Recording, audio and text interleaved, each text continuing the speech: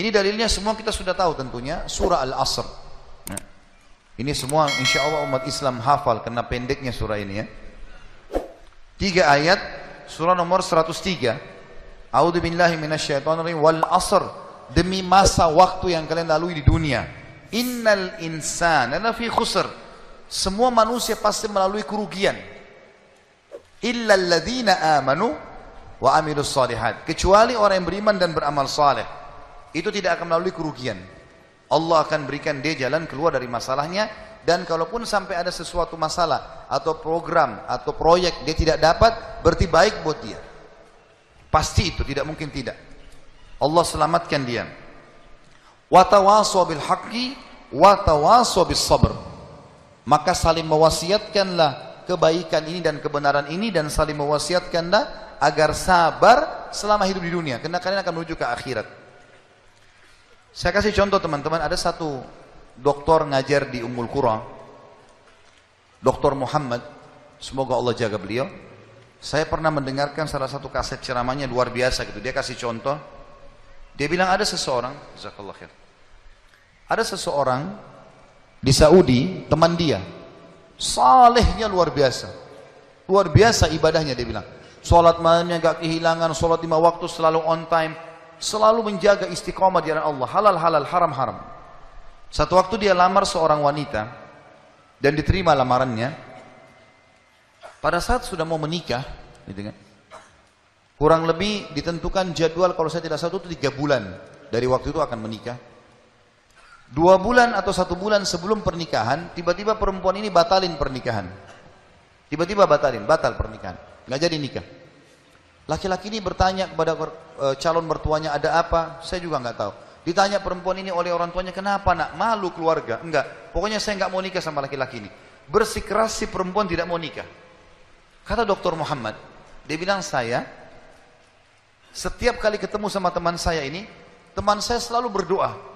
Saya dengar doanya, ya Allah kembalikan wanita ini pada saya suka sama dia. Luar biasa merengeknya sama Allah, gitu kan. Dan saya saking kesian sama dia, sampai saya mengatakan, ya Allah kabulkan buat dia. Luar biasa dia mohonnya sama Allah. Tapi uniknya kata Dr. Muhammad, enggak dikabulkan, enggak dikasih sama Allah. Sampai tiba hari H pernikahan yang ditentukan tanggalnya, perempuan ini akhirnya memang dia tunggu waktu itu. Ada laki-laki lain lamar, diterima sama dia. Diterima pada saat itu. Diterima lamaran laki-laki baru.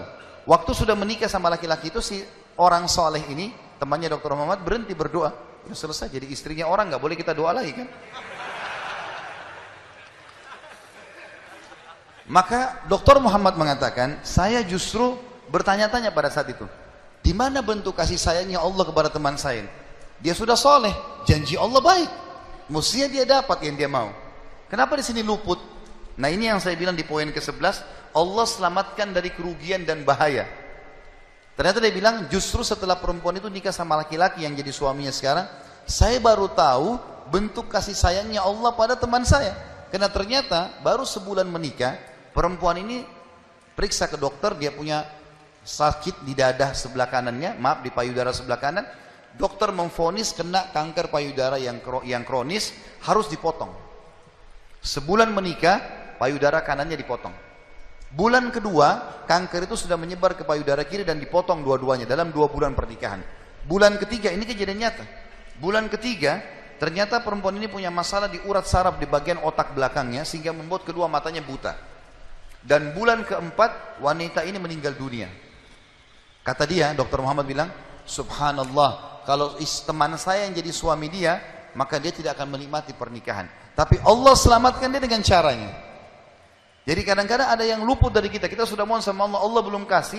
Kalau Allah tidak kasih, teman-teman, yakin itu baik buat kita. Jangan sangka buruk sama Allah. Sebaliknya, kalau kita minta sesuatu yang besar kepada Allah, tidak ada yang mustahil. Yang penting kita merengek dan manja kepada Allah. Dalam kisah yang lain di Yaman, dan ini sempat kisahnya menghebohkan Timur Tengah, anak muda hafal Quran, matanya buta. Anak ini dari kecil tidak pernah sekolah, dia ditinggal di rumah, tapi orang tuanya panggilkan guru ngaji, dia hafal Quran. Satu waktu umurnya waktu mencapai sekitar 25 tahun, dia berpikir untuk menikah, punya perasaan fitrah manusia, walaupun dia tidak melihat dia ingin menikah. Setiap kali dia bicara sama ayahnya masalah pernikahan, ayahnya bilang, nak, siapa yang mau menikah sama kamu? Nggak ada kerjaan, matamu buta, gitu kan? Kalau misalnya ada orang yang simpatik, baru kita bukain pintu itu. Anaknya selalu merasa terpukul. Apa yang terjadi? Dia berdoa sama Allah. Dalam kisah ini dikatakan, dia cerita tentang dirinya, dia bilang, saya berdoa selama sebulan. Sebulan penuh berdoa. Mohon-mohon sama Allah. Kasih ya Allah, nikahkan saya. Dan doanya begini, ya Allah, karuniakan saya wanita yang paling cantik di Yaman, yang paling pintar, yang paling kaya.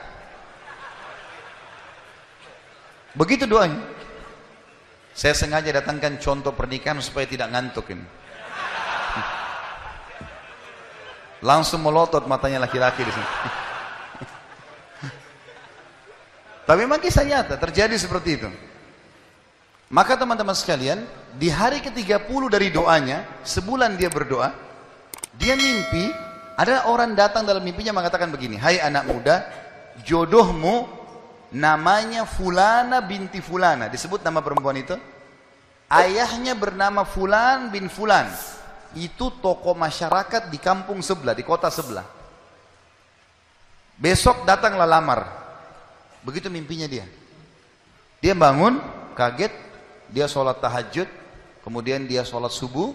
Habis sholat subuh dia ikut ke masjid. Buta matanya pergi sama ayahnya ke masjid. Pulang dari sholat subuh dia bilang sama ayahnya, ayah, ada enggak kota di sebelah kita ini namanya kota ini? Kata ayahnya, ada. Ada enggak orang namanya Fulan bin Fulan, toko di situ?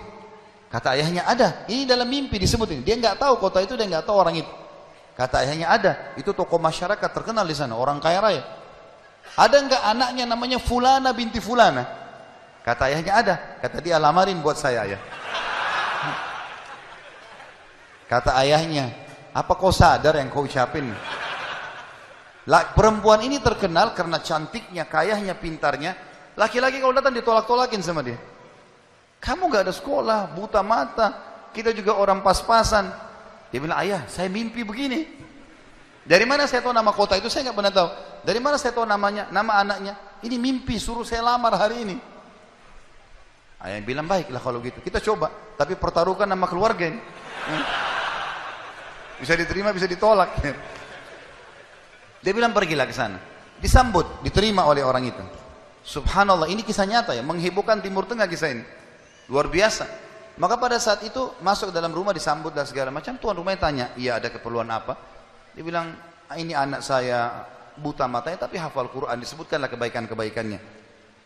Entah kenapa dia minta melamar anak anda karena dia mimpi semalam. Anehnya si calon ayahnya si perempuan ini langsung bilang, saya terima lamarannya. Tiba-tiba kisah nyata begitu. Yang ayahnya si laki-laki bilang, kenapa anda spontan terima? Dia bilang, karena saya juga mimpi tadi malam. Loh, kisah nyata. Dia bilang, saya juga mimpi tadi malam, kalau hari ini akan datang anak mantu saya, namanya nama anakmu ini. Cirinya dia. Matanya buta, hafal Quran, dari kampung sebelah kota kamu. Begitu mimpinya, luar biasa. Maka dia bilang, ayahnya bilang, tapi saya tidak tahu. Ini kan pagi-pagi, tadi habis sholat subuh, siap-siap datang. Dia bilang, saya belum, kata ayahnya perempuan ini, saya belum tanya anak saya. Tergantung, anak saya terima ya sudah, kalau enggak ya enggak. Kata mereka, baiklah. Masuklah si ayah ke kamar anak perempuannya. Ini ayahnya ini sudah biasa, begitu ditanya, nak ada yang minta, saya nggak mau. Sudah biasa, nolak. Kata dia, nak, dari kampung sebelah, kota ini, kampung ini ada si Fulan, matanya buta, mau melamar kamu. Anak perempuan itu bilang apa? Ayah nikahkan saya. Terima lamarannya. Kata ayahnya, bagaimana? Kau belum lihat orangnya? Dia bilang, tadi malam saya mimpi. Kisah nyata loh. Si perempuan itu mimpi. Mengatakan akan datang jodohmu besok, namanya Fulana bin Fulan, dari negeri kota sebelah, buta matanya, hafal Quran, terima lamarannya, karena itu suami terbaik. Menikah gara-gara itu. Makanya sahabat dalam berdoa.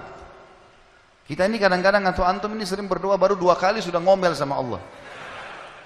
Sebulan orang berdoa, beberapa hari, sabar. Jadi minta sama Allah tidak ada yang mustahil. Gitu kan? Satu sisi yang lain, kalau kita sudah minta Allah belum kasih, berarti bukan Allah benci sama kita, justru Allah mau selamatkan kita, sebagaimana kisah tadi wanita yang buta itu. Ini namanya contoh orang selamat dari kerugian. Allah selamatkan dengan caranya. Masuk dalam semua lini teman-teman ya, proyek yang kita bisa dapatkan dan semuanya ini termasuk kebaikan.